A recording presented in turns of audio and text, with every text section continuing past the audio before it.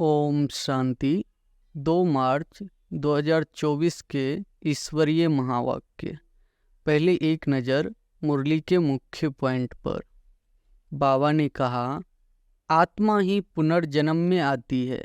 अपने को आत्मा समझ परमपिता परमात्मा को याद करो। बाप को याद करने से ही तुम्हारे विकर्म विनाश होंगे। इसको योग अग्नि कहा जाता है।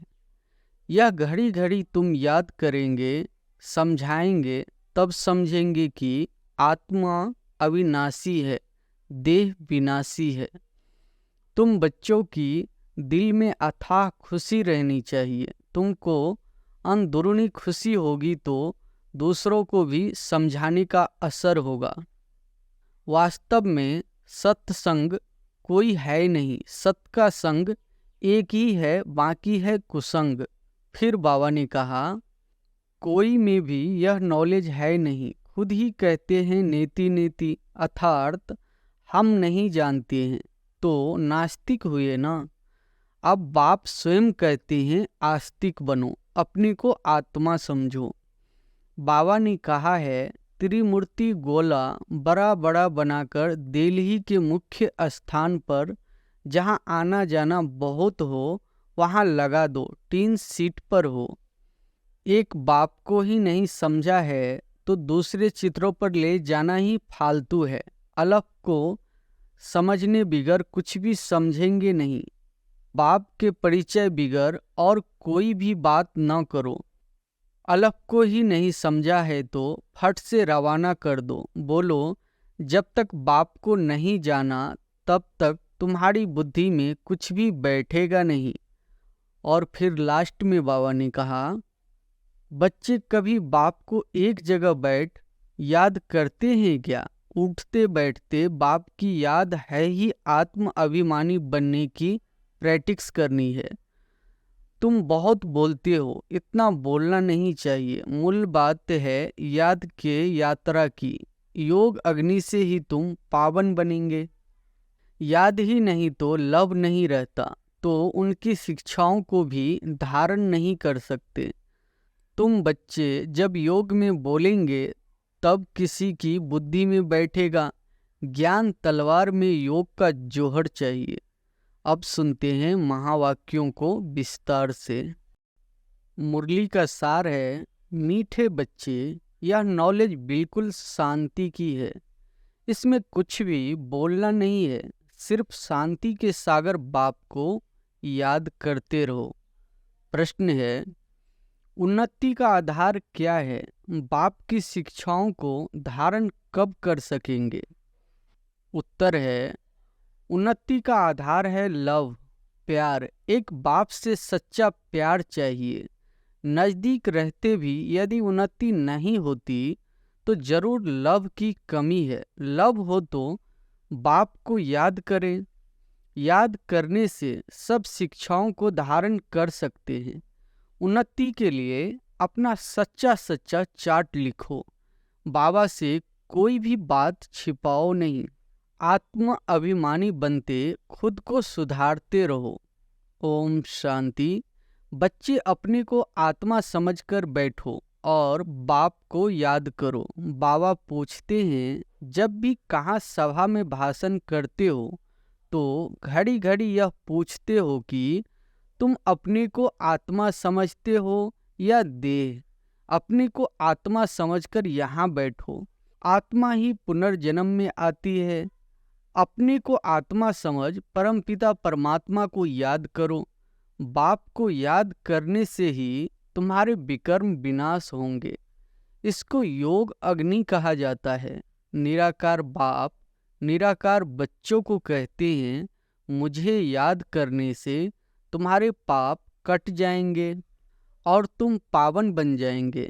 फिर तुम मुक्ति, जीवन मुक्ति को पाएंगे। सभी को मुक्ति के बाद जीवन मुक्ति में आना है जरूर। तो घड़ी घड़ी यह कहना पड़े कि अपने को आत्मनिश्चय करके बैठो। भाइयों और बहनों, अपने को आत्मा समझ बैठो और बाप को याद करो। यह फरमान बाप ने ही दिया है। यह है बेहद की यात्रा। बाबा कहते हैं मेरे साथ बुद्धि का योग लगाओ तो तुम्हारे जन्म जन्मांतर के पाप भस्म हो जाएंगे। या घड़ी घड़ी तुम याद कराएंगे समझाएंगे तब समझेंगे कि आत्मा अविनाशी है, देह विनाशी है।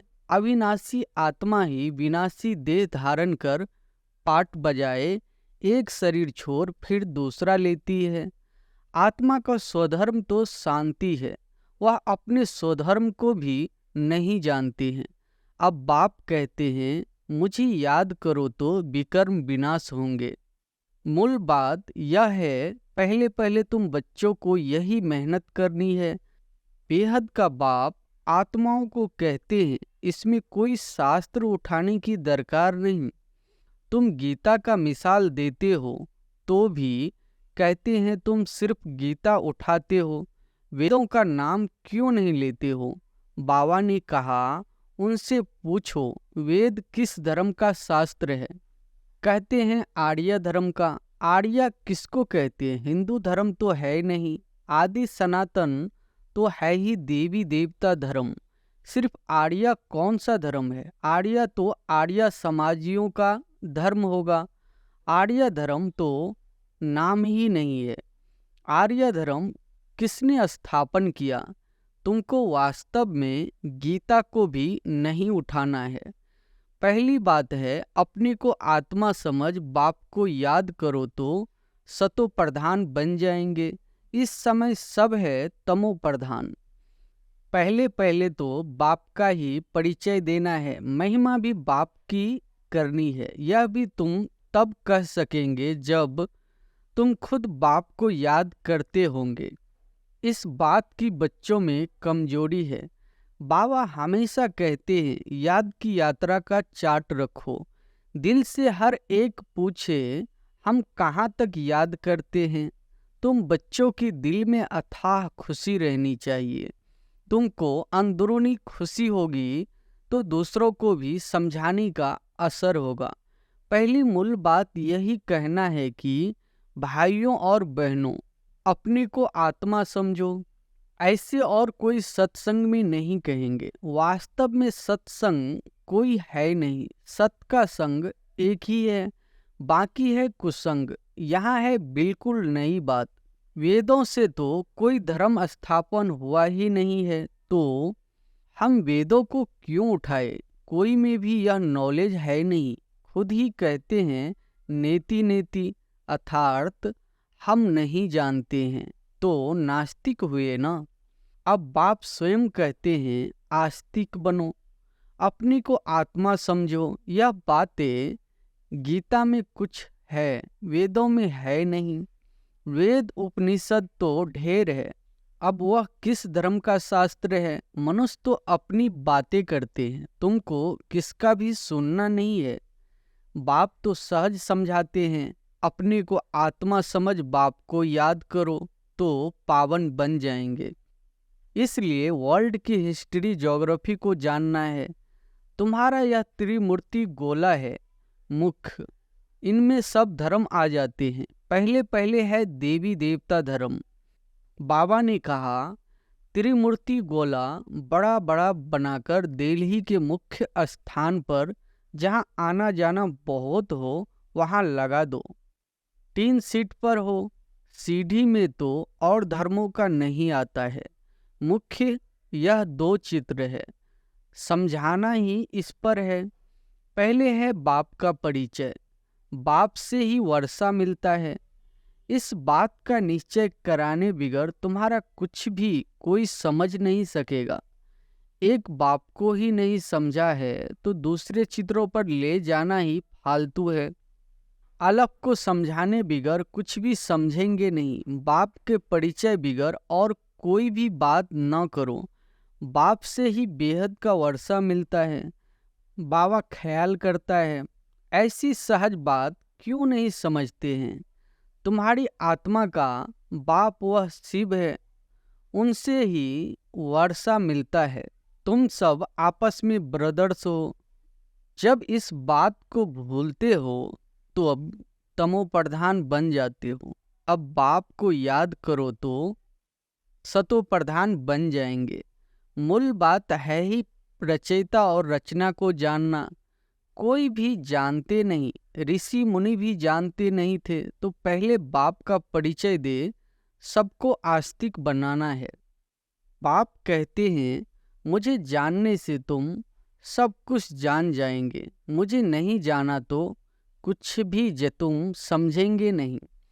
मुक्त तुम अपना समय वेस्ट करते हो। चित्र आदि भी जो ड्रामा अनुसार बने हैं वही ठीक है, परंतु तुम इतनी मेहनत करते हो फिर भी किसी की बुद्धि में बैठता नहीं है।